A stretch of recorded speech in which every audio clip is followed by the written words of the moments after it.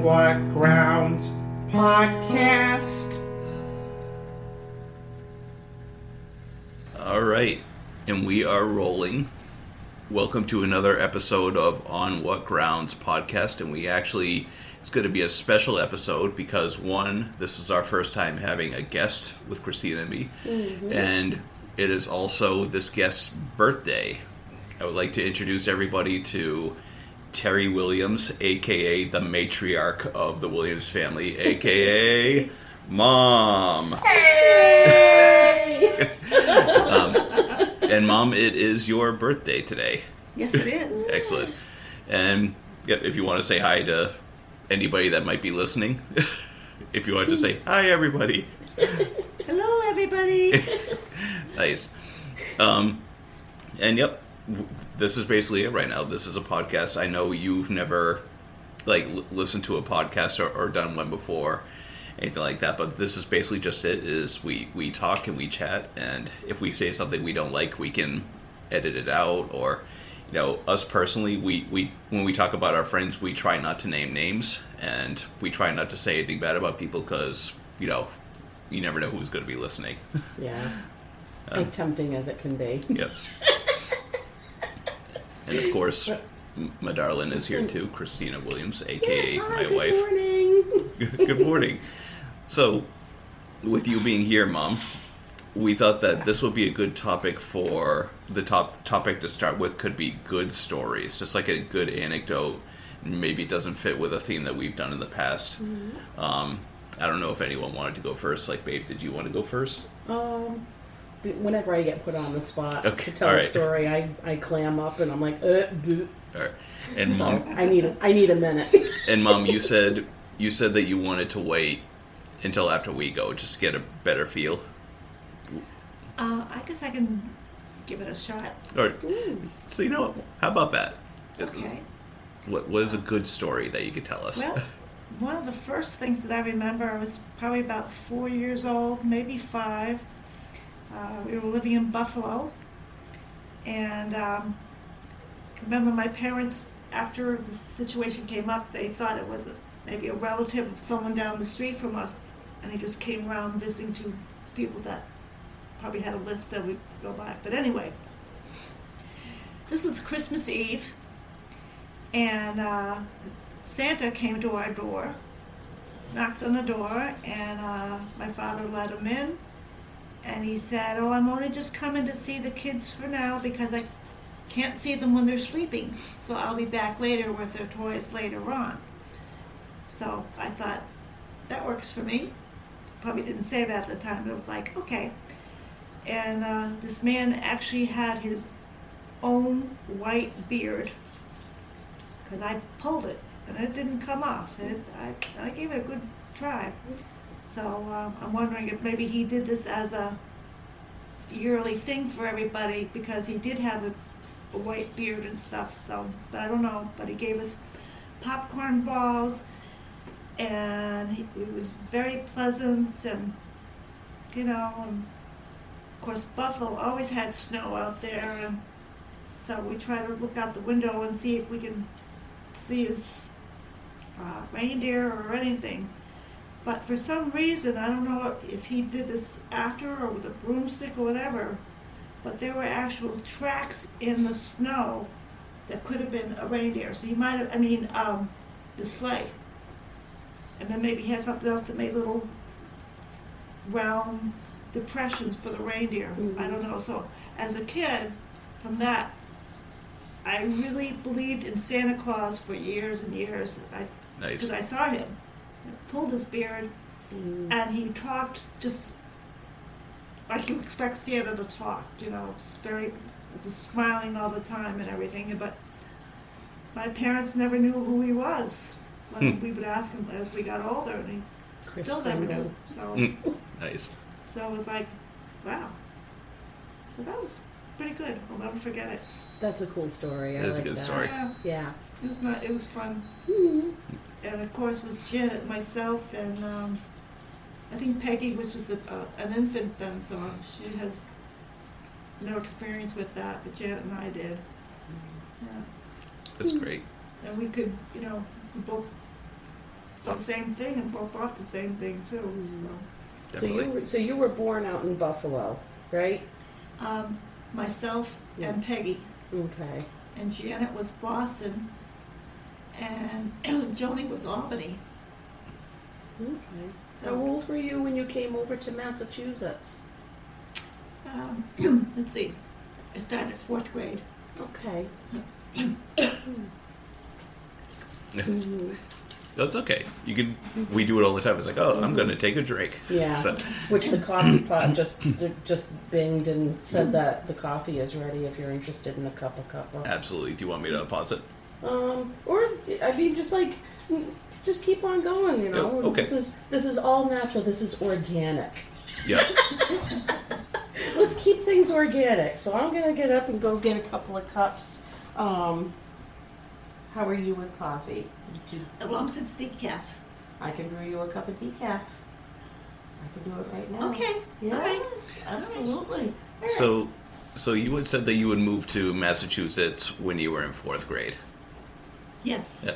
What was that like when you first moved to Massachusetts to a new state? Well, the house in Norwood. Do you remember going to Norwood to visit my parents at all when you were little? Yes. Yeah. Okay, that was the house we moved to from Albany, because we went from Buffalo to Albany, and then from Albany we went to Norwood. And it was the raised ranch. It was a big house. I didn't realize how big that living room was when I inherited that rug, which I have to roll it up behind because there was still more rug, and plus they had the wood flooring going all the way around it as well. So it was like, that was a big house. And I went to the Cleveland school, and I started 4th grade with Miss Coyley. And she was very nice. When I was going to school in Albany,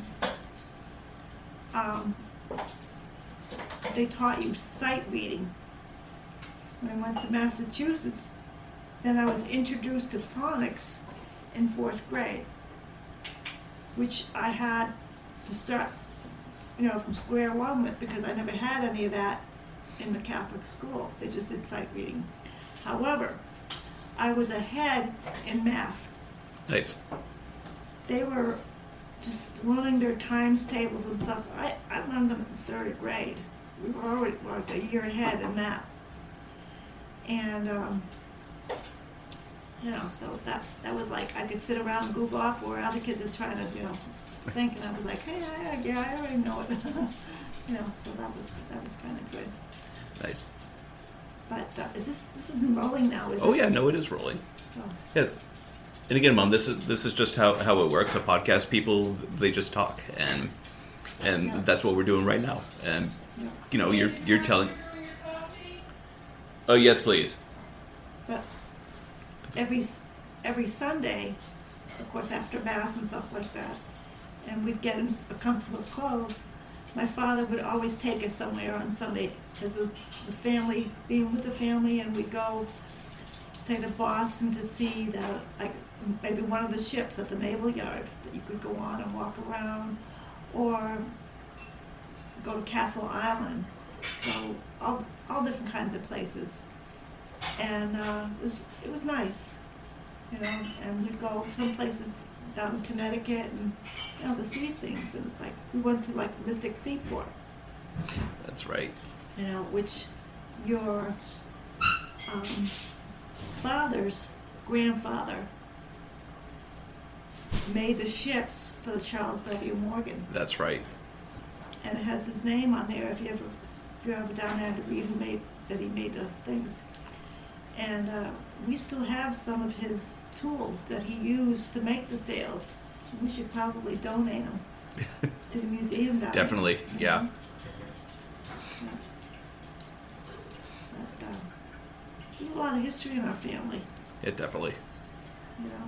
Even as far as stuff that Papa did too. As far as because he worked for the government, right? He worked for the federal government. He was an agent for the federal government. He was working, they kept changing his name all the time. One time he was an inspector he was an agent, there was all different kinds of things.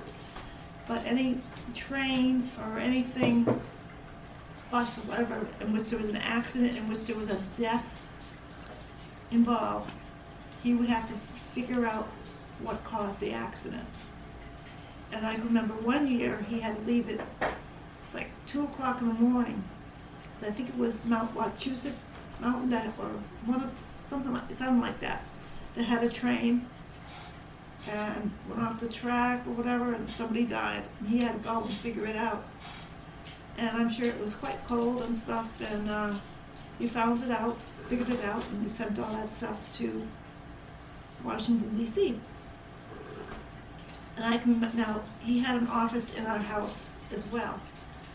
And of course, he's away at work, and I decided to peek in his drawers and I'm seeing a bunch of these pictures, which I probably should not have looked at. Because they were pictures of people who had died in an accident, so they had to they had to leave the bodies there so they can see where that person was when they died. Maybe something there had fallen on them or whatever. And I didn't know what I was seeing, and I was like, you were basically seeing people that. I'm not going in there anymore. Huh? Oh, sorry, I didn't mean to interrupt you. You basically were seeing people that died in a crash, basically. Yes. So Yes. yeah, that's brutal. He had to investigate that's airplanes. That's why he had to go down to I think it's Oklahoma City, to the National Air Brake School for people who, drive the airplanes. Oh yeah. And he had to learn everything about airplanes, how they drive it, all this mechanical stuff. So when he looked at it, he knew what he was looking at. He could tell you if something was wrong or not by looking at it. He'd gotten that good at that stuff. But my father was very smart. Oh yeah. I always thought he would have made a really good lawyer because he could figure things out. Like who did it type of thing, It's funny that you say that because I've said that to Peter many times before too, that I think in Peter's next life he should be a lawyer. Wow. Yeah. Well, my father was like you. He was very smart. I mean, he had instant, Oh, thank you. That's the way my father was, though, because you have this total recall. That's the way Papa was. He just had total recall all Well, the time. I'm glad I got that from him because it's definitely helped me out in life. There's a lot Yeah. of smarts in the Yeah. family. You got the Mac, Well, the Mac attack there. well, thank you. Yeah, But also, your father's a very smart man, too. Absolutely. So you got a lot I mean, from him, too. yeah. I mean, you would have to be And to your- be. Your passion for yeah. learning. Yeah. That was my father. Always loved to learn. Like, he just eated all the information as much as he could, Definitely. you I would definitely say that I get that from him too. Like I mean, even if I don't have any use for it, just like, oh, I didn't know that. Okay. But Well, yeah. even, my father's father, now, he worked in the State House in Boston. And he worked under Governor Curley. Now, that goes way back. And he was an arbitrator. And he helped prevent a lot of strikes from happening because he was able to help get them to negotiate, and like train men and other truckers and stuff like that. He was able to get them both sides to come together and get things that they would both agree upon, so. And at that time, they needed to keep people working. When you were in like 30s and the 40s, they needed Yep. to work. Absolutely. Definitely. Here you go, Mama. Oh, thank you. You are welcome. I forgot to tell you this too. On your father's side, Nana Williams, Yes. her brother was in was it World War II or whatever, and was shot down by the Japs. Was that World War I or World War II? I think that was World War II. Is that the one that had the poster made from as far as getting the wound and the Purple Heart, and it was Okay. up in your bedroom? Right. Yep. Okay. So, the military sent your father a letter because they want his DNA, because they might have found some of his body, Oh, really? bones and whatever. Oh, wow. So they gotta, it's a possibility that they found him. No kidding. And Wow. it wouldn't be him, but his remains, some of his remains. So that means Daddy has to give some blood. And they could also, if they can't find it in Daddy's time, they could also go to you guys. You know? Definitely. So, because you're part of that family too. Cool. Definitely. Now, before we started recording, I know you said that there was another story that you wanted to tell that you said that you haven't told me before. You're not recording right now? No, I am recording right now. Okay. I thought you Yep. said before we start recording. No, That's before what we it sounded.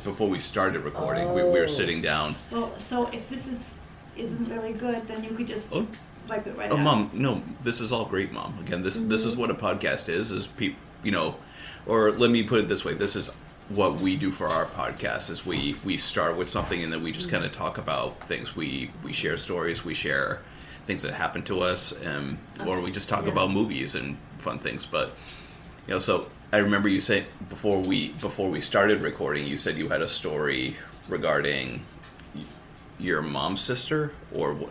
My mother's mother, Oh, your mother's mother. Okay. my Nana. Yeah. Yeah. So All right. so You What want me to hap- talk about my Nana? oh yeah. So Okay. so what is going on there? What's the big Okay. reveal? All right. I was probably probably 5. We came to visit my mother's mother, and of course my father's parents as well. But first we went to my mother's house, and this was the house that my mother and her sisters all lived in. And my grandmother was the mother of 7 girls. Okay. Yeah. And I can't imagine growing up in a house, 7 girls and 1 bathroom. Ugh. I don't know how they did it, but they did. That had to been, I don't know. Maybe the time was, they must have had I don't know what they did, but that's amazing to me. But anyway, on this particular visit, my parents were going to a wedding that we didn't know. It wasn't a relative's wedding, but it was friends of theirs. So, let's see. So I was there, Janet was there, and Peggy. Joni wasn't even born yet. And this was in Boston, and they lived in this house. It was a big house. It was an older house, but it was nice. And so my parents were already gone, and if you go down the street a little bit, there was this archway. It was brick, and above it was a train that would go across.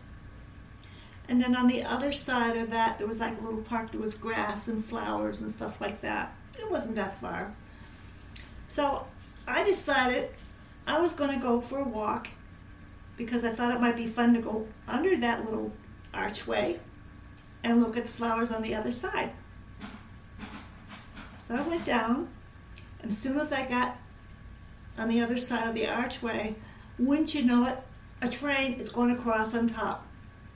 And I just got on into the grassy area with the flowers, and I'm just looking up, watching that train, and I'm like, wow, thinking to myself, how come it doesn't fall off? You know, I'm just totally amazed at this. And then I see like, what do you call it? You know, the purple flowers, they're weeds. Like Johnny Jump Ups? I don't know if that what they are. And the dandelions. Mm-hmm. So I picked a bunch of them to bring to Nana. Nice. So go back, and I bring her the flowers. She goes, oh, that's wonderful. Where did you find these? So I told her. I went onto the archway, and the train was coming over above, and I saw the flowers, and I picked them for you. And she just kind of went, oh, well, I think this should be a nice secret between you and me, and your parents won't ever have to know. How's that? And I thought, that's great to have a secret with my Nana that no one else knows. This is really cool. So I said, okay, I can do that. And of course, maybe 2 houses down, there was this little variety store, and it had penny candy in there. So she gave me some pennies, and she says, you're such a wonderful little girl. She gave me the pennies and says, you go to the penny candy part in the little store, and you pick out what you want. So I did. Janet never got any. You know, I think I was her.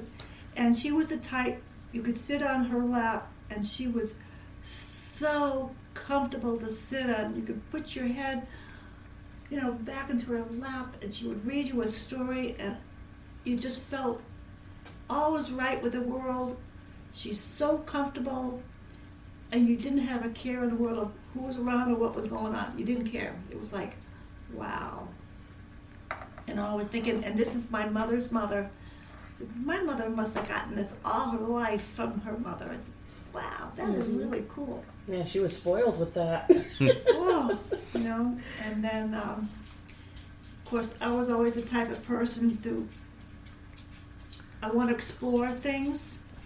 So I asked her if I could go down in her cellar.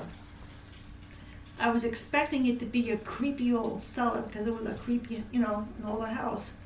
And I was very surprised because when I went down there, it was clean. You could probably eat off of the floor down there.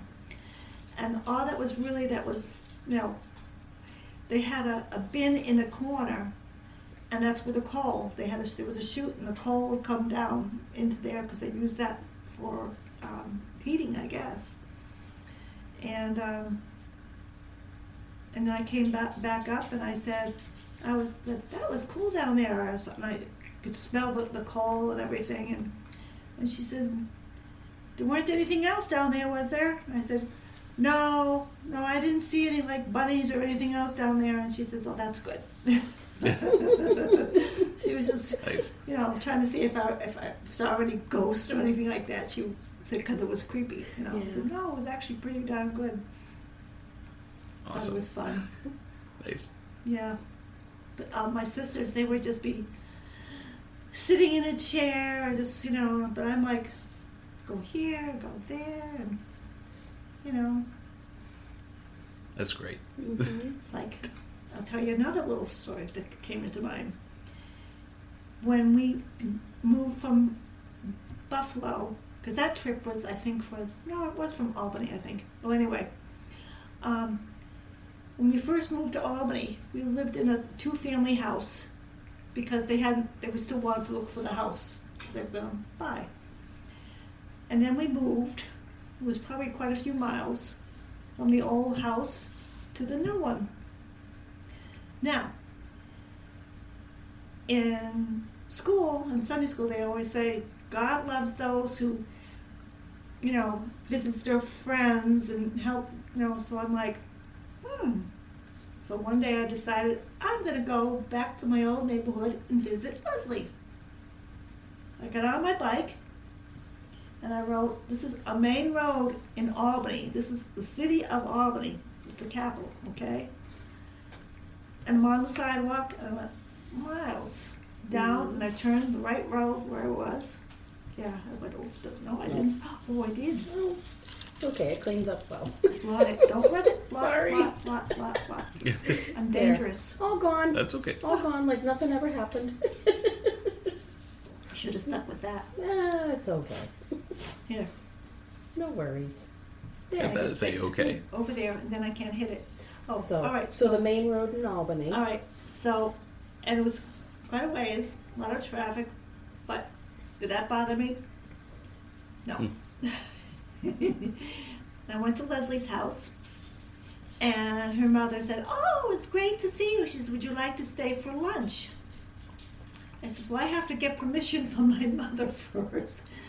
And she didn't know I was down there. Ooh. I just thought, going out for a ride on my bike.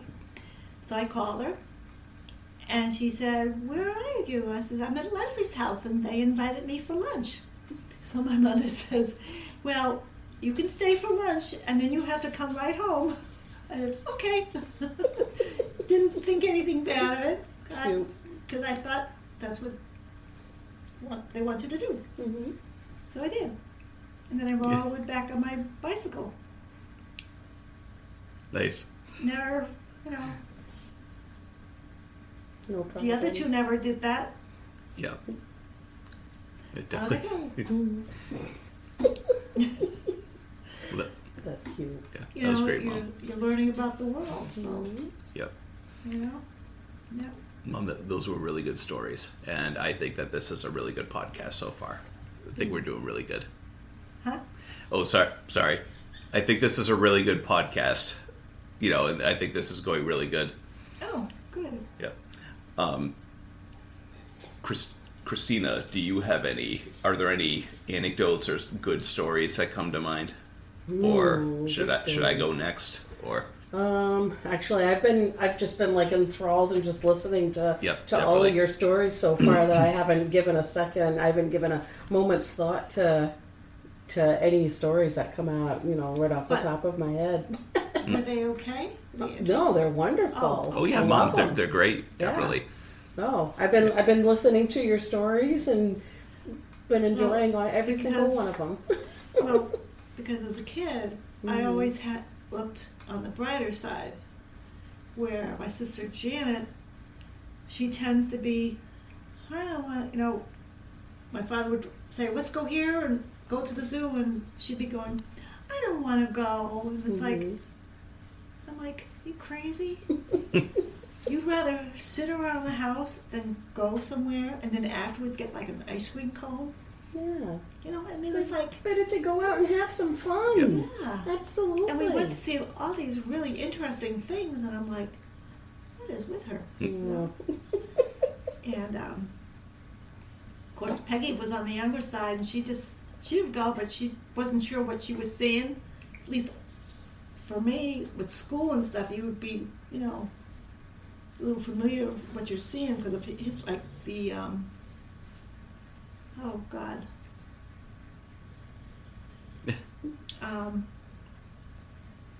I'm drawing a blank here.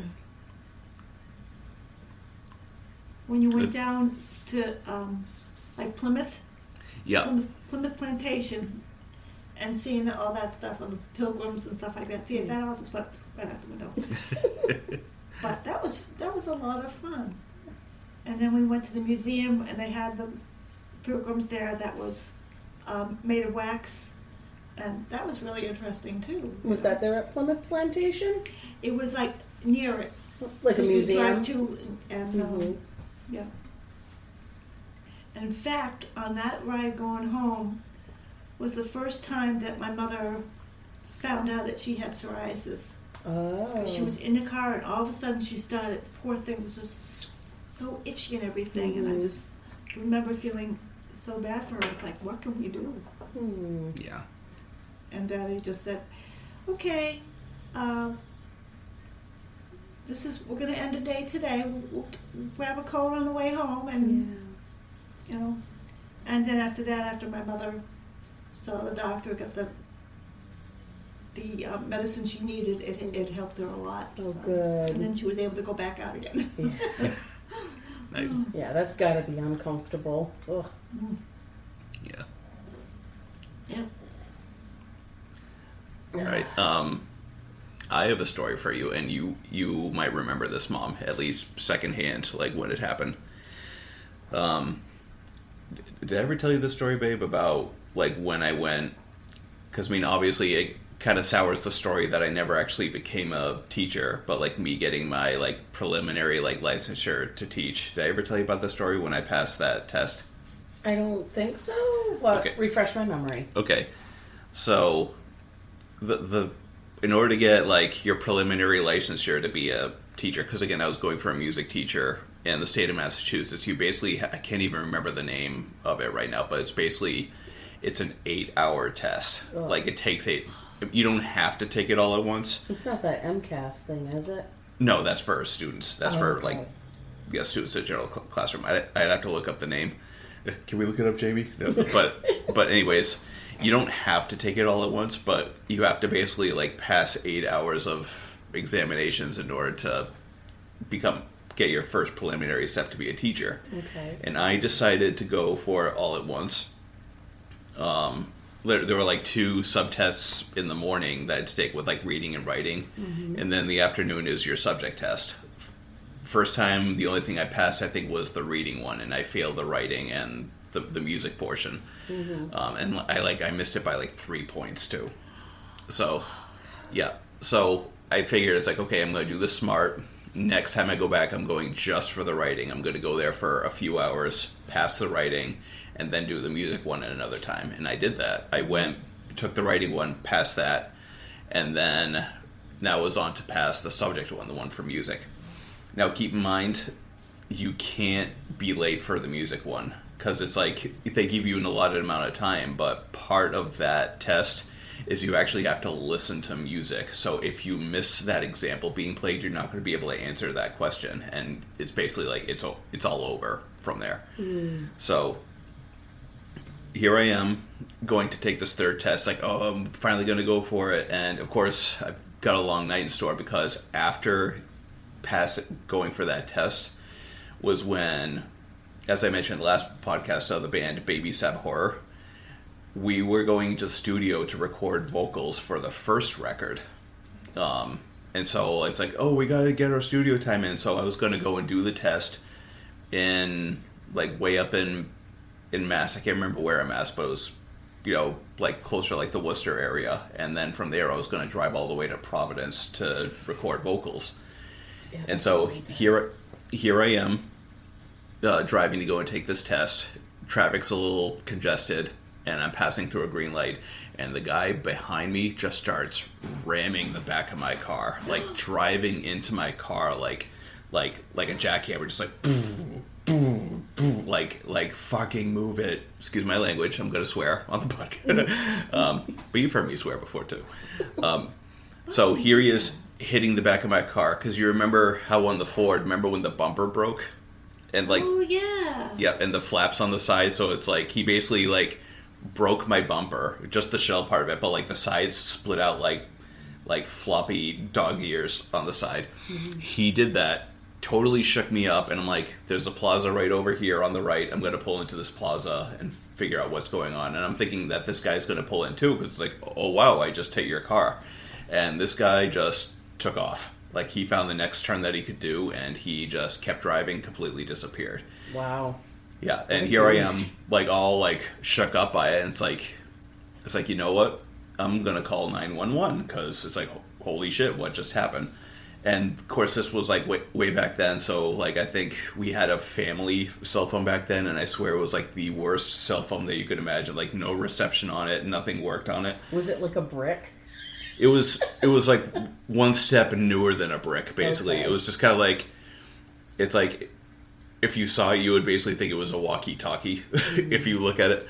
But here I am trying to call 911, and they're just like, can I help you? It's like, I think so. It's like, you think so? Well, what's going on? It's like, well, I was in an accident. Okay, well, can you tell us this? And it's like, all right, I think so, fine. And it's like, all right, we'll see what we can do. Fine, bye. And I get out of the car, and I'm just like, holy shit, that was so crazy. And I wasn't even thinking about it. Like, I get out of the car, close the car door is locked, and my fucking car keys were still on the inside of the car. So here I am, and again, like, physically I'm fine. Like, and like, the car is still drivable. But here I am, just got into an accident. Car keys are locked in the car. And I've got a huge, like, test that I gotta go and take. And it's like, oh my god. And so, I did have the phone with me, though. So here I am, calling Triple H. It's like, I need somebody to help me open my door pronto. And they got there. Yeah, it took them a while, but here I am, like, sitting there, like, I almost wanted to, like, scream in the line, just be like, help! Help! But, so, Triple A finally comes. They unlock the car. As soon as I get in that car, I am driving. And by the time I got there, now keep in mind, when you sign up for this test, you got to be there half an hour before it starts. Like, you get there and it's like registration. So, like, let's say the test started at like noon or like 1 o'clock. you had to be there for like noon or 12:30 to like register and sign up. Now, Wait a second. I'm gonna pause this real quick. All right, we'll be right back. I got coffee. Maybe 2000 or 2001, somewhere around there. Okay. And I remember at work, I told the girls, "Oh, I'll only be home for a while, and then I'll be back at work." And when I went to work, my face was like somebody beat the crap out of me. Oh no. And of course, when you're behind it, you don't see it, you know. And Kathy would be going, "Oh my God!" And I go, "What?" So what exactly did they do in that surgery? What did Well- and what did they do, and why did they need to do it? They cut this, dropped my teeth down, and then went inside and did a transverse cut going all the way across Okay. because I was having problems with my jaw. Oh, like TMJ? It was kept coming out of place. It was dislocating. Yes. Wow. So I don't know how they moved it, like back and up or something. I can't remember. And I think they put a, I don't know if it's a wire or something to make sure that it stays there. And because I could hear it popping, and then I would get like pain, and I was like, oh, but yeah. Now, after they were done doing that surgery, in order to have everything heal properly, did they have to wire your mouth shut for a little bit? Not For really, healing? No. because I had braces at the time too, Oh. and I didn't know that I had this problem until they did those panoramic views, the X-rays, Yep, the and then parents. they could see it, and I said, "Oh, we can't really do all this dental work here because I wanted to get them straight." Yeah. And because someone told me that, because I was getting headaches, and somebody said, "Oh, sometimes it's just from your teeth that you're getting headaches." So I thought, well, if I have my teeth straightened out, maybe that will take care of it. And that wasn't what was causing the headache. So I found out years later. But it didn't matter because then I ended up with straight teeth. Until recently, until that dentist I told you about, I told her, I said, "You're making that too big." And she's like, "No, it's fine." I said, "It's too big." And sure enough, it started turning my teeth. Oh, And she says, "Oh, they all end up turning anyway." I said, "They haven't turned at all until you did this tooth." And that was a long time ago they did that. Yeah. And I didn't need to wear a guard at night or anything. They just, because teeth were taken out, so there was plenty of room for them to stay where they were, Yeah. you know? When you were, I'm sorry, go ahead. Go ahead. No, I was just going to say, you were mentioning about like when you had your headaches. Were these the same headaches that you were having for a long time? And then that doctor had like injected, was it Articaine or something in the back of your head? I tried going to this pain clinic, and they would inject Yeah. stuff for pain, for Right. the neck and stuff like that. And you should see these guys. They were sweating bullets putting these needles in because they were so afraid that they were going to hit the spinal cord and give me some damage, Yeah. you know. And when I saw Dr. Tromenhauser, and he did a CAT scan, he says, "I can end your headaches, and I know what it is." And the vertebrae up through here was falling apart, and part of the nerves were stuck in a groove in the vertebrae that was above it. So he was able to go in and release that nerve out of that one that was above. And then I had a cadaver bone in there with screws in it, because I didn't have that. Basically, he said I had disc material just floating around the spinal cord. Oh. The disc itself had Yeah. just broken apart. And I didn't know this, and I had been getting headaches for a long time, and some days they were so severe I thought, this is it, I'm gonna stroke out. Mm. Because they'd be the kind that you get nausea and vomiting, Yeah. but I would have to crawl to the bathroom, Oh, jeez. and then I'd be throwing up bile Oh. and stuff because I was just so nauseous, and it was from the headache. And how long did that go on for? The headache? Yeah. Oh, God. Over 12 years. Yeah. I remember that too. There would be certain days where you would just be lying in bed and holding your I head, and remember- it was, Up in New Hampshire, and I'd be crying. yeah. It would be so intense. And some nights I'd go to work with it, and people would say, how can you do this? And it's like, who are they going to find to cover me for 11 to 7 at short notice? I'm not going to do it, so I would go in, I remember that. Yeah. you know. And then by the time I got home in the morning, you know, Daddy would say, my God, he says, you look awful. I said, I know. And then I tried and fall asleep, and then the people, this is now in Spencer, and then the people next door bought the house, and before I even got home, they're hammering and sawing on the house next door. I remember that. So that whole summer of that particular year, I was sleep deprived because I couldn't get sleep at all, and then I'd have to get ready and go to work.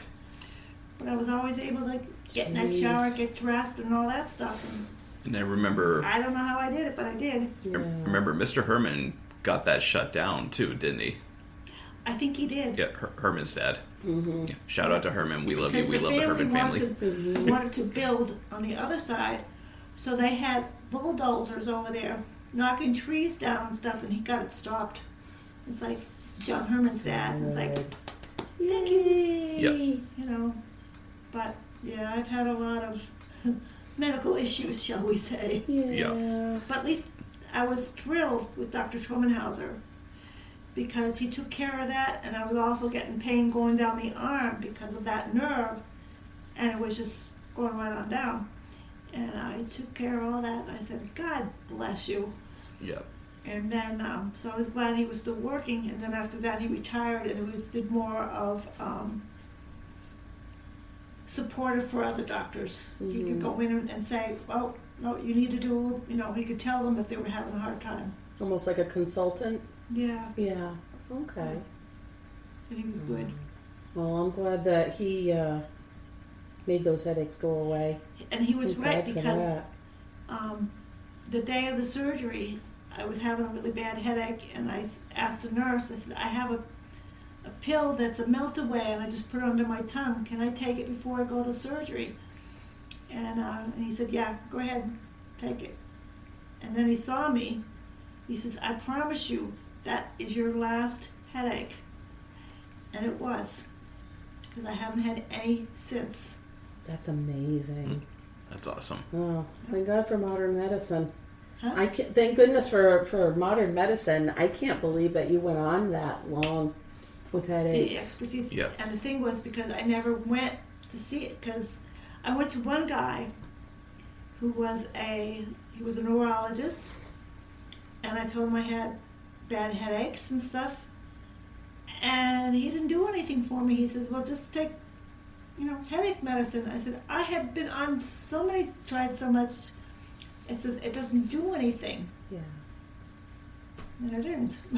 And I mean, when you had these headaches for 12 years, they were constant. They never like died down a little bit to no. give you a break, or was it I would 24/7? get a headache, and it would last for a couple of days. Ugh.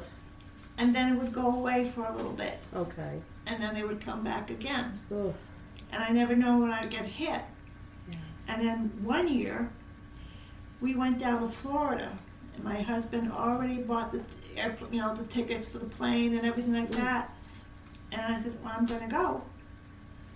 And I remember standing in line in the hot sun so my kids, we could go in and see different things, and I was just dying Mm-hmm. from the heat and the headache and stuff.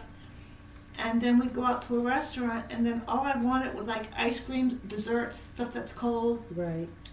because I didn't want anything near it, because it would make me feel Nauseous, probably. Yeah. Yeah. But the cold stuff was all right.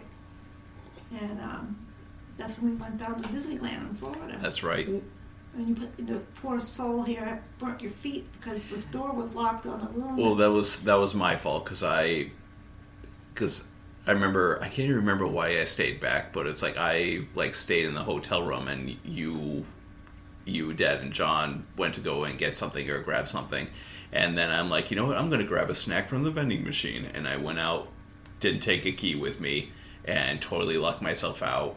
And burnt his feet. And I was bare feet too, and they had metal trimming on a bridge, and so here I am, I'm just decking across the bridge, in my bare feet. So we had to buy you new sneakers or shoes or something for your feet. And there was a maintenance guy there. I'm like, I'm sorry, can you help me? I locked myself out of my room. And I think he may have been Haitian, and I don't think he could speak any English. And but again, here I am just how old was I? Maybe 10 or 9? But you were smart because you went to the wherever and got another key for your room. Yeah, true. You were smart, Yeah. even as a little kid. How many kids would think of that? Not too many. Hopefully enough. Yeah, but I mean, you did. Mm-hmm. What was the saying that George Carlin once talked about when it came to kids? It's like, you want to know how to raise a kid? Here's what you do. You take a kid, you just take your kid, put them on the sidewalk. Put them on the sidewalk and walk away. If you come back a week later and that kid's still there, you got yourself a stupid kid. He said a lot of smart things, didn't he? Yeah, he did. Before we paused, there was a story that you were telling. Yep. And I'd love to hear the end of his story, the one with the going to that test. Yeah, in fact, Mom, just so you know, yes. we've been recording, so we are back. Welcome back. Yes. Yeah. Story time. My story. Going to take the test, got into a car accident, locked out my keys. AAA came, unlocked the car. I get him back in my car, and I book it. So now keep in mind, let's say, and as I was saying before, let's say the test starts at noon, or Did it ever come? What? No, I didn't. So, but let's say the test started at 1 o'clock. Mm-hmm. You would need to be there 12:30 or 12 to register, fill out the paperwork and stuff like that, do all that. And so, I didn't get there for the time of registration. I got there for the time the test was starting. Mm-hmm. So it's if I didn't get in there, it was all over. I had maybe 5-10 minutes before I needed to physically be in the room, or they were going to close the door, and it was over. Mm-hmm. And it was taking place at a school too. As you know, at a high school, you'll have your main parking lot, and then you have parking that goes all the, a lot of high schools will have a place for sporting events up a hill. So it's you gotta go up a hill, and there will be parking there too. Since I got there so late, the parking lot on the main area was full, so I had to go and park all the way up there to where all the cars were. So here I am at the top of this hill, and I gotta run down this hill to get into the main entrance so I didn't miss the test. And it's I think I ran faster than I ever had in my entire life. My shoelace came undone, so here I am running at full speed with a shoelace undone, and I'm trying to lift my toes up so my shoe doesn't go flying while I'm running. So I'm lifting my toes up while I'm running to try and keep my shoe on my foot. And I run back to your toes. Yeah, and then I run in there, and I'm just I'm really sorry I'm late. I did this, and it's do I need to fill out anything? I'm gonna be late. And she's like, well, you took the test before the other parts, right? It's yes, I did. Well, we have your information on file. We can carry that over there. So, yep, you can go over there. That's fine. And I must have made it in the room with 2-3 minutes to spare before the test started. And I ran in the room. My shoelace was still untied. And I was the tone of my voice, it was kind of like Kurt Russell in Death Proof, where he's I'm sorry, I'm late. My shoe. I was in a car accident. My shoelace isn't untied. And the teacher's it's okay. You can come in. You can take the test. I was in an accident. My shoelace isn't untied. I'm sorry, I'm late. It's no, it's okay. It's okay. You can. I'm sorry. So. You never told me this. Yep. So, I sit down, and since it was the other half of the day, it was a 4-hour test. So it wasn't a full 8-hour day. It was 4 hours. sit down, take the test. I made it in time, took the test. I didn't find out until later, but I did pass that test. So I ended up getting my preliminary licensure to be a teacher, which I never did because, I worked in a school and figured out it's not what I wanted. But that's a whole other story anyways. So I did that.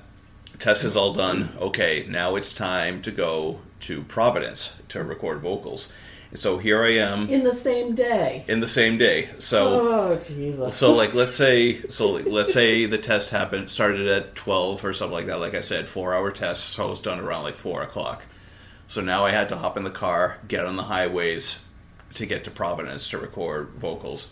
And so here I am on a major road, and I can just hear my back bumper flapping, like, ka-chum, ka-chum, ka-chum. And I'm just like, I am not dying today, because it's like, this bumper is not flying off, this bumper is going to stay on my car, and I'm going to get it fixed. And just the entire drive and listening to music, you just hear the back, ka-chum, ka-chum, ka-chum, because the whole bumper is literally just like flapping in the wind while I'm driving on a major road. And it's like, I'm doing this. This is gonna happen. I'm gonna do it.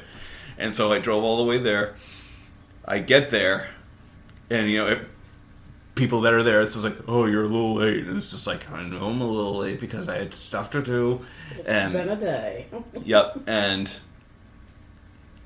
so here I am, and it's just like so frazzled, so like, motherfucker, and it's like, all right, do you want to go first? Like, yeah, I'll go first. And I get into the booth, and the first sounds that came out of my mouth are, if you listen to the first Baby Step Horror record, the first track on the album, Progress, when the drums kick in, when the guitars kick in on the first track, the screams that I do, those are the first sounds that I did. And I think it just set the tone for the whole weekend, because like I did my takes, I did them, and I was done. And Steve, who wrote all the music for it, like, he didn't even know what we had written for lyrics, and this was before I even owned a computer, so I didn't send him any samples or like, hey, here are the vocals that I wrote for this song. Like, so Steve, since we didn't have a computer in the house or like any recording software, we were just kind of flying blind, and he didn't even know what we were going to do with the songs. And by the time I was done with that song, the first track of the album, Progress, that's the name of the song, that was all done. And Joe Danger, it was Joe Danger Studios, and Joe Danger has since passed away, but like, we recorded in his studio, and I was just like, how was that? Was that okay? And like, I could just hear him on the monitor. He pushes the button, he goes, it sounded like one big giant fuck you. And it's like, all right, awesome. But yeah, we ended up getting all the vocals done in that one weekend, and and it was my first time ever like really sitting in the chair to like sing. So like, I swear I was like drinking like NyQuil in between songs, like for my or cough syrup for my voice, and like doing every trick that I could think of. And by the time the weekend was all done, my voice was shot. But I think some of the best vocals that I had done were the last songs that I did for that record. In fact, I didn't mention this too. And sorry I left this part out, but there was one song that almost didn't make it on the record because a little certain somebody, I'm not going to name names, somebody who I may or may not be related to, was supposed to write lyrics for a song. And they said, oh, I'll do it. And then he never did. And then Steve is just kind of like, oh, you know what? Well, if there's no vocals, I'm just not going to put the song on the record. I'm just like, oh, but dude, it's such a cool song. So it's like the day before, so it's like the test and going to the studio was that Saturday. Like, I found out that Friday this song has no lyrics, and if there are no lyrics to it, it's gonna get scrapped. So it's like you know what? And it's like I had plans to study for the test, so it's like, you know what? I'm not gonna study for the test. I'm gonna bang out lyrics for a song tonight, and I'm gonna get it done. And I think I sat down and I wrote the lyrics for that song in like 3 or 4 hours. Wow. And it ended up coming out good, and it's become like the last track on that record, The Sentinel. And I was just kind of like, just write some sci-fi bullshit about killer robots, and that's all the song is about. Like I think like RoboCop was on TV while I'm sitting there with a pen and paper just writing lyrics, or like RoboCop 2, and I'm just like, that's what it needs to be about. It's like cyborgs and shit, and sci-fi and post-apocalypse shit. It's like, all right, that's what I'm doing, and it ended up becoming a cool song. Wow. And it's the last song on the record, and it might be like my favorite on that one, and so I look back at that and it's just kind of like, yeah, I totally did that. It's like, That's just pull awesome. something out of your ass at the last minute. It's like, and then we did. Yeah. But yeah, that was that weekend, and it's kind that too. it's kind of bittersweet though, because again, I never did anything with getting my license to be a music teacher, because it's like, hey, how about you start working in schools to get your feet wet?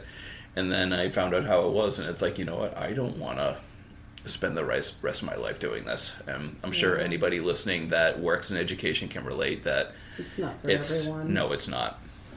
But yeah, that's my little anecdote for the day that I could think of. And Excellent story. and thank you. And how about you, my darling? Do you have any stories to share? I'm still scrubbing my brain trying to find. I feel like I almost need a prompt at this point.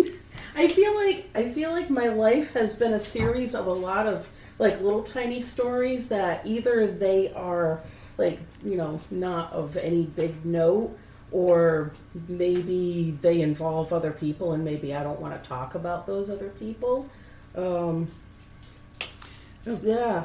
How about the first time that you kind of meet your possible mother-in-law on the phone for the first time you ever talked to me?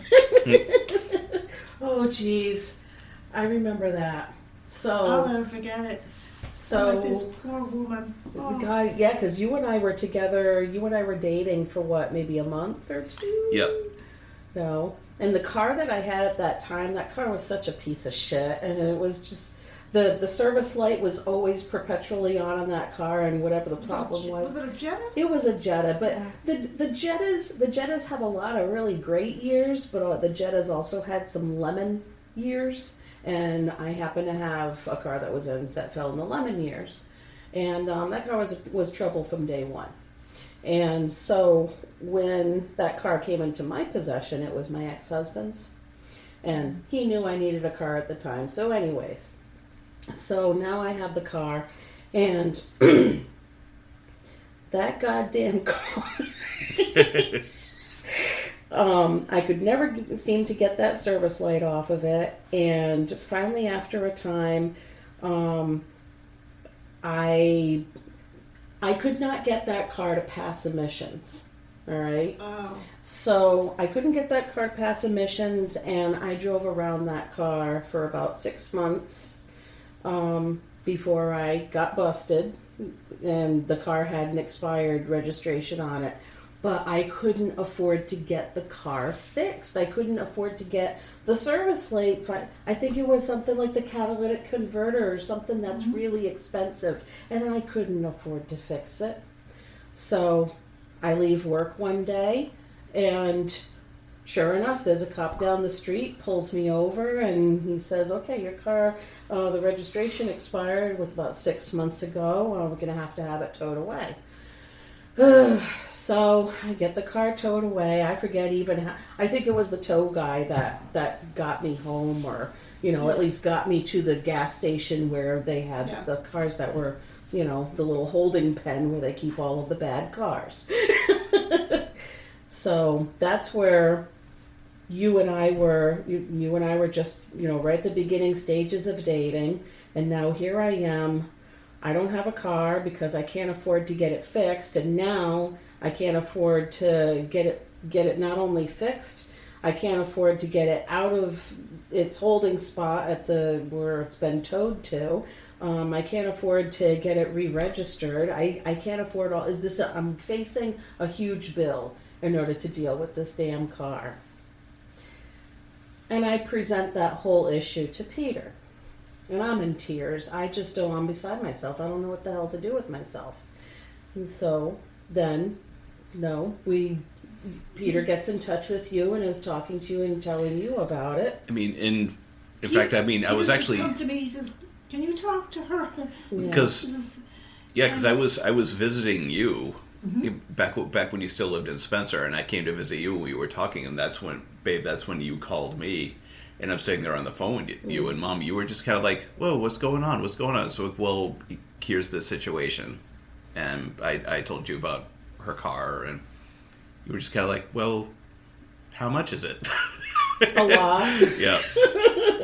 It was a chunk of change, and that's the first time I get the chance to ever meet you, so to speak. Was talk to you on the phone, and I just hear the sweetest voice on the other end.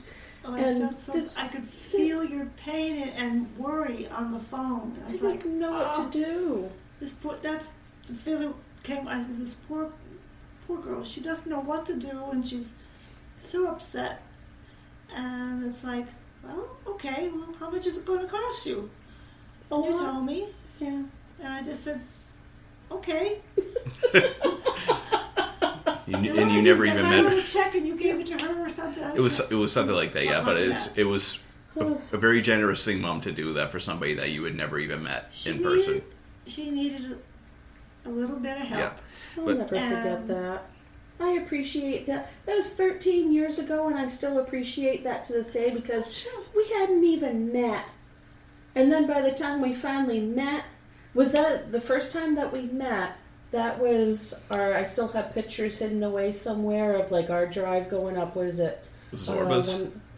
Well, that came along with it. Yeah. We went to Zorba's, but like the drive up, I have a picture because you were still driving the Monte Carlo at this time. Yeah. And like the picture where like you stopped at the top of Dresser Hill. I love that view. It's so beautiful. So we're driving up there, coming up to Spencer to see you, and then meet you. And we go to Zorba's. And 4 left-handed people sitting around the booth. Yes. I'll never forget that. I'll never forget that. That was great. No one had to be bumping elbows, you know. It's like, wow. Yeah. And we were like, we're the majority. You know, because usually it's like with my mother's, when I was living at home, I was the only left-handed. You know? Yeah. And then it was John Peck. John Peck was a right-handed. He was the only right-handed. He's among all the lefties. It's like, now you can get to see what it feels like. I love the fact that even at this table right now, while we're doing this podcast, left-handed people. Yeah. Yay! We're all lefties. See? Yeah. We are pretty awesome too. Yeah. Left-handed people are smarter because we're always in our right mind. Thank you. I thought I was the only one that said that. It's true because the pathways switched. Yep. We are in our right mind. I've always known you to be like that, though, Mom. That you've always just been very kind to people, and you've always been very generous. I've always done that. And I will even say this: I think you've always been very understanding too, especially with, you know, the sons that you have and the friends that they have. I mean, you know, I remember, and I talked about this in a previous podcast too. Like how you would pick me up from school and I'd be listening to like death metal in the car, and you know, and you just had an attitude like, oh, I think I recognize you playing this song. And it's like, oh yeah, I do practice this song. And in fact, one time I was able to name the group, and you said, yes, that's right. Yep. And even just like, you know, friends that we would hang out with, and again, since we were all playing in bands together, and since I was the drummer, the friends would always come to us, so you always knew who I was hanging out with too. Yeah. And I'm going to share this little anecdote too. I'm not going to name names, but it Rhymes with. No. I may or may not have already mentioned this person's name on this podcast, but I remember it was like either before or after a practice. We had all gotten out of school. We were all there practicing, and this person, just for the hell of it, went to the bathroom, came out with, how should we say, a questionable mustache. Like a Charlie Chaplin? That may or may not be a Charlie Chaplin mustache. Looking, you know, with, you know, Adolf Hitler. Yeah. And he comes out of the bathroom and he just how shall we say, like waves to us and says, hi, how you doing? Yeah, and he did that, and I remember he did that, and then you came in the room and you saw him, and all you just said was, please go back to the bathroom and shave that off, please. Did I say that? Yep. Oh, you did? Yep. Oh. That's awesome. Yep, and he did. That. He went to the bathroom and he shaved that off. But I love that was your attitude. It wasn't like, I don't think you should be hanging out with these people. Your attitude was just like, it's like, okay, you know, they're goofing off, they're doing this thing. And you just came out, please go to the bathroom and shave that off. And he's like, okay. Yep. Yeah. You got to have your limitations, and that's a remember, limitation. like when you guys would be playing, I would make either Rice Krispie treats or brownies or cookies. Yep. Sometimes I had make BLTs for you guys, and you know. Yep. Even like steak. Sitting out on the porch and going, oh, this is pretty good, you know? In fact, this was on another podcast that we were listening to, Steakums. Remember Steakums? They weren't really a part of my family, but yes. But I mean, you would do that too, Mom. You make us like with Steakums. Remember Steakums? And you make us like little steak sandwiches. And it's like we would go down, practice, come back so up, good and we right would all now. just like eat on that little porch area Yeah. in Spencer. You know that uninsulated spot, like I that love porch area. porch. Yeah. No, correct me if I'm wrong. Is that considered a 3-season porch? Yes, it is. It is. Yeah. All right. That's what I was And we would- There referring was to. heat in there, Mm-hmm. and it was great. I wouldn't go out, even though there's heat in there, I wouldn't go out in the winter because No. with all the windows and Yeah.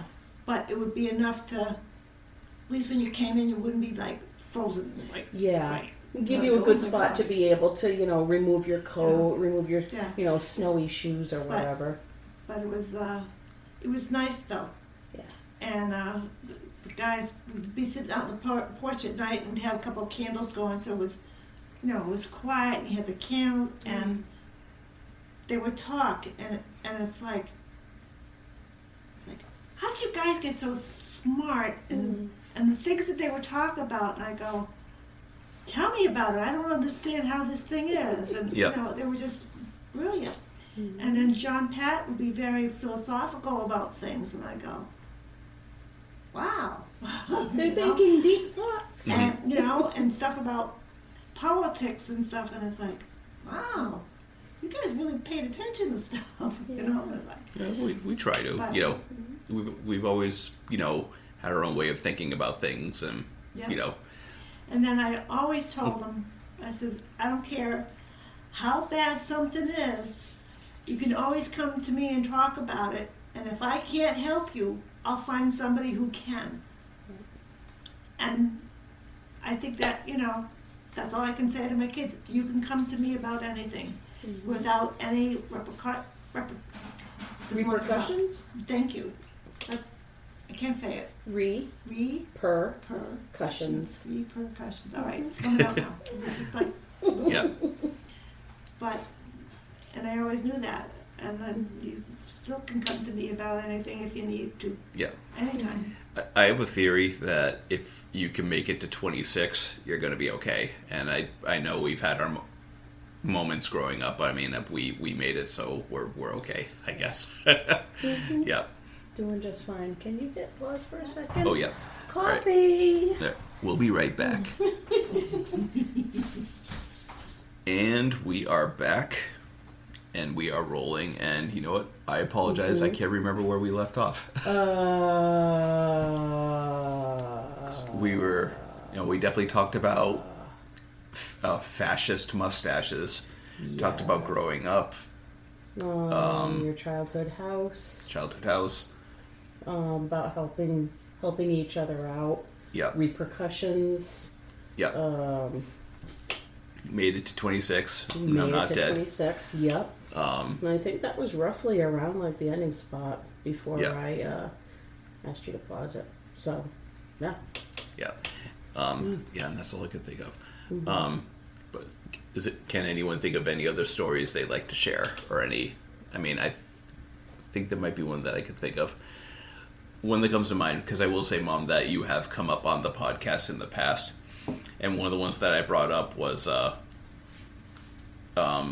when you took me to see Howard Stern's Private Parts in theaters. Yeah. And I remember, it's like that was on. I'm like, oh, I really want to go see that movie. And I remember Dad being, it's like, oh, you're too young, you can't see that movie. And then you're like, we can go see the movie. And then we ended up going to see it. Why did you say it? Right? And you did. You took them. Took them. When did that movie come out? Oh, it was in the 90s because I remember the soundtrack. And it was a really good soundtrack. And Marilyn Manson had a song on that soundtrack. And it was just after Antichrist Superstar came out. So it was probably like 97, 98. Yeah, so, I mean, Yeah. you were an adult. You were a teenager, but Yeah, I it mean, was- you were old enough Yeah, that 97. it's not like you were 10 years old. Oh, you were Yeah. Probably 16. 16, 17, somewhere around there. So It's like, Yeah, because we had done a podcast a few episodes ago where we were just talking about, like, parents being overly concerned about what their children access because, it's going to damage them. And we had talked about like how, I feel like everybody that I've talked to, everybody has seen RoboCop when they were like 12 or 10. Well, And Yeah. I will say that there was a little time that there was, I don't even know the name of the artist anymore, but it was scary. And they were always talking about death, and I don't know who it A lot of was. bands did that. was it Marilyn Manson? I think it was Yeah, Marilyn Manson. because I know John was like huge into him growing up, and of course, since he was, very, very dark. he got me into it too. And But at the time, because they was talking about like on TV and stuff that, this can damage kids a lot and stuff, so then I bought into it. And then afterwards, I finally took a step back and it's like, wait a minute. They're not going to think about stuff like that from just hearing this one person. yeah, They've been learning about life from us this whole time. They can make good decisions for themselves. They've been taught how to do that. Mhm.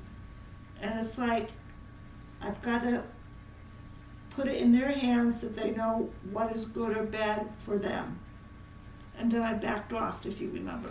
and I do remember that, and that was actually a huge part of that podcast. Is just talking about how parents need to give their children a chance to make the right decisions, because no matter what you do, in the end, if there's something that somebody wants to do, Because I got scared about it. And then I realized, wait a minute. They've been showing me all along that they can make good decisions. Because I never had to worry about them before. And it's like, why am I worrying about this? Because I hear other people on TV saying it, I'm like, wait a minute, that's not how I should be judging my children. I gotta judge by what they're showing me that they can do. and And then I backed off. since you raised us that way, that actually gave me a huge appreciation for art. And what I mean by that is, like, and babe, I've always told you this. It's like, art and music is a playground. It's like, a person should be able to have that freedom artistically to do whatever they want. And as a listener, consumer, somebody who likes movies or likes to read books, should be allowed to access what they want. And that doesn't mean that they're a bad person for what they might be interested in or what they like to listen to. Right. And I think that that's always been, because you did that for me, like, that's something that I've always had with me. And to this day, I still do it when I write music. And I think I remember having a conversation with you one time about it too, where it's like talking about like, writing lyrics. It's like, the scary lyrics. And it's like, well, think of it like Anthony Hopkins in Silence of the Lambs. Like, he's terrifying in that movie. But we all know that he's a nice guy. He's just a good actor. And it's like, it's a performance. It's theater. It's a show. And it's like, well, that's what this is too. So, you've definitely helped with that. And, I appreciate that. Because, it was Yeah. definitely a good way to grow up. Like I was more out of fear of like not protecting my kids or something like that. But I realized they can protect themselves. They know if something's not good or for them, then they just know. Yeah. Because some kids may not see things clearly when they look at it, because they might have a lot of confusion in their mind. They Yeah. might have some type of mental illness. So when they look at stuff, it's going to feel maybe more distorted to them than what it really is. Yeah. And so, and then I'm like, my kids don't do that. They're okay. Yeah. And And again, it took me, a little bit of time to realize that. It's like, you gotta back off. and again, like, And I did. we were musicians, and John making art and stuff like that. It's, it was, we were able to express ourselves and, be able Yeah. to make stuff. And to this day, I am still doing that, like recording music and working on stuff like that. And that's good, because you want to be able to express yourself. You don't Yeah. want to keep things in when you want to bring it out to the world. Yeah, So that's good. Cool. definitely. They're my kids. Yay. I'm so Yeah, proud of them. but no, I definitely have a lot of. You're my kid too. Yay.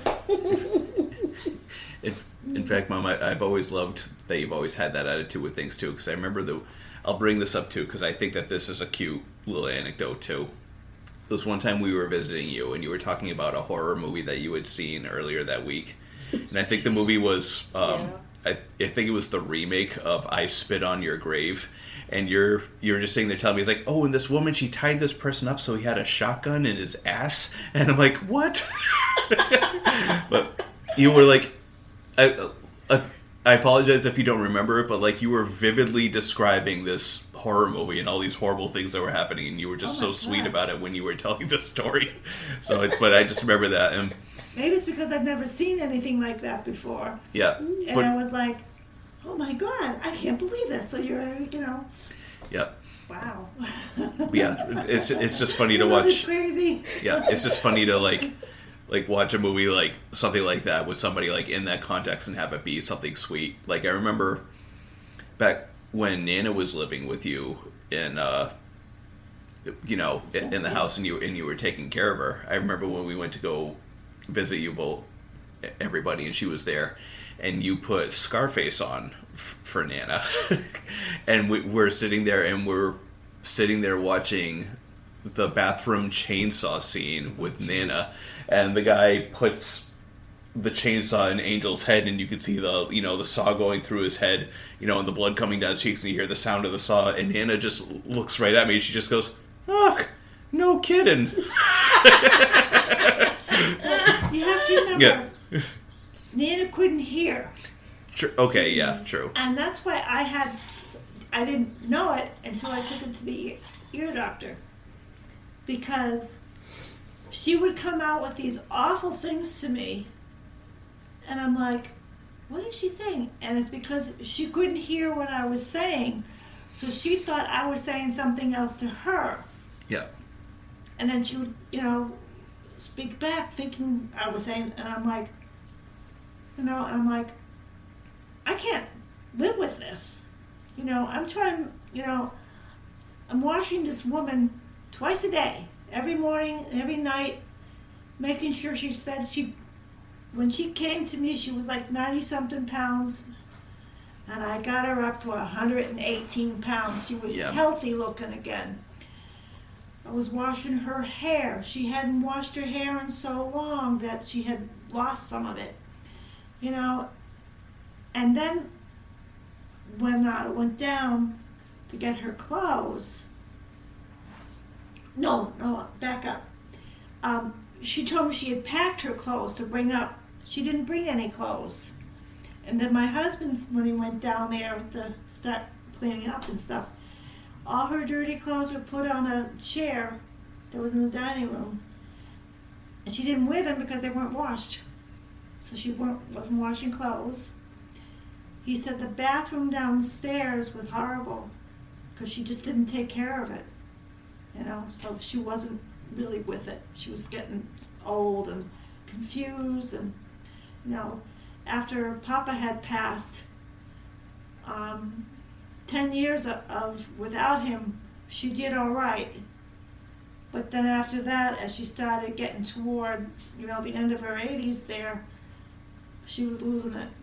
Yeah. So then she needed to, and Joni would keep telling her, Terry wants you, and, no one else wanted to take her in. And then it got to the point that our dynamics changed. I'm no longer the daughter, I'm now the caregiver. Yeah. So she felt like now she needed to do what I'm telling her what to do. She's my mother. She's losing that I'm your mother, you're my daughter relationship. But I would tell her, you need to use your walker. Because when she was with me, she never fell. She went to the nursing home, and within a month, she broke her hip. Why? She wasn't using her walker.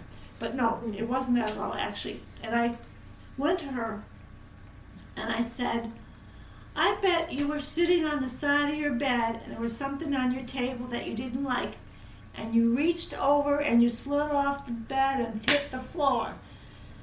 And then she says to me, "Who told you?" Yeah. And I knew it. And then when the girls at the nursing home or assisted living called and said, "Your mother fell on the floor and we want her to send her to the hospital and she won't go." So I said, "That's fine. Wait a while. She's going to have a lot of pain in that hip and she won't give you any problem."